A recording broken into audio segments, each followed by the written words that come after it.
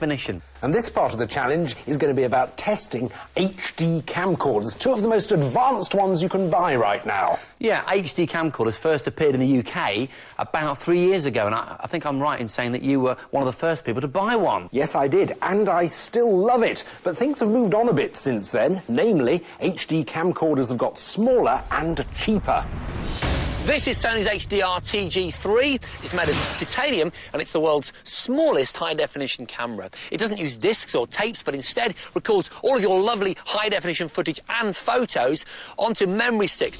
And I've got Toshiba's new Camileo HD camcorder. It's the cheapest high-def camcorder on the market. And like the Sony, it records onto memory cards, but it's a fraction of the price.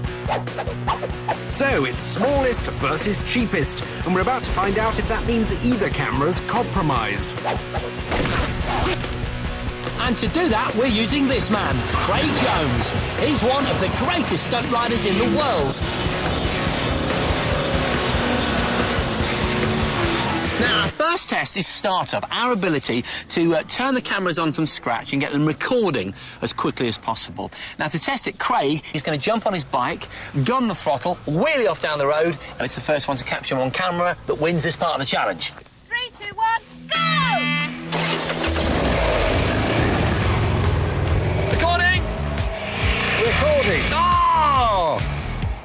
My camera turned on in about 1.5 seconds and started recording instantly. But it took my camera a good 3 seconds to get going, which meant I missed most of the action. Oh, fantastic.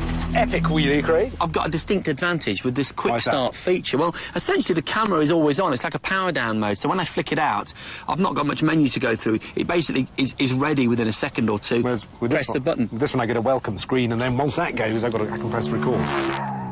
The second test is the zoom test, and it's all about our camera's efficiency at zooming in on a subject. In this case, Craig, as he streaks down the track.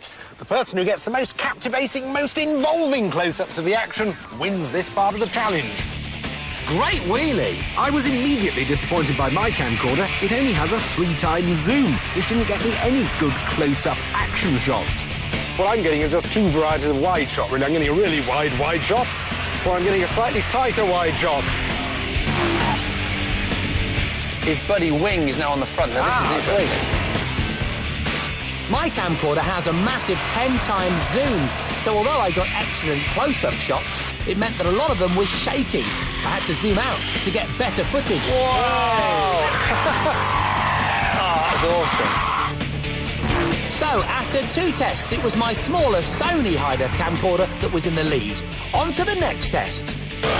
Our third and final test is to see how the camcorders cope with fast action. Craig's going to do his stuff while we stand in the middle of it, shooting it.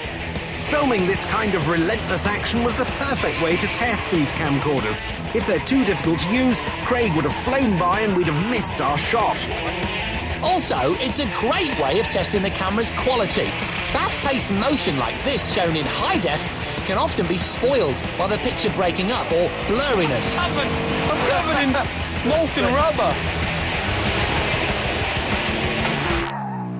So, Suze, this is what we shot. You can see Craig doing his amazing stuff, moving just millimetres from me and John. On the left-hand side is the Sony, right, which I was using, and on the right-hand side is John's Toshiba. OK, I can see that the Toshiba straight away is struggling with focus, and the picture seems to be quite juddery, doesn't it? It's unstable, isn't it? The Sony is absolutely astonishingly clear. Yeah. And it's really holding the movement very, very well. I mean, look at this.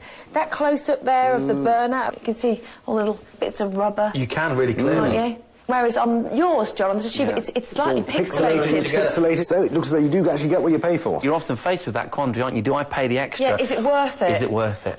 I think it is. Yeah. Yeah, so my Sony wins that part of the challenge. And on that note, have a good evening. Good night.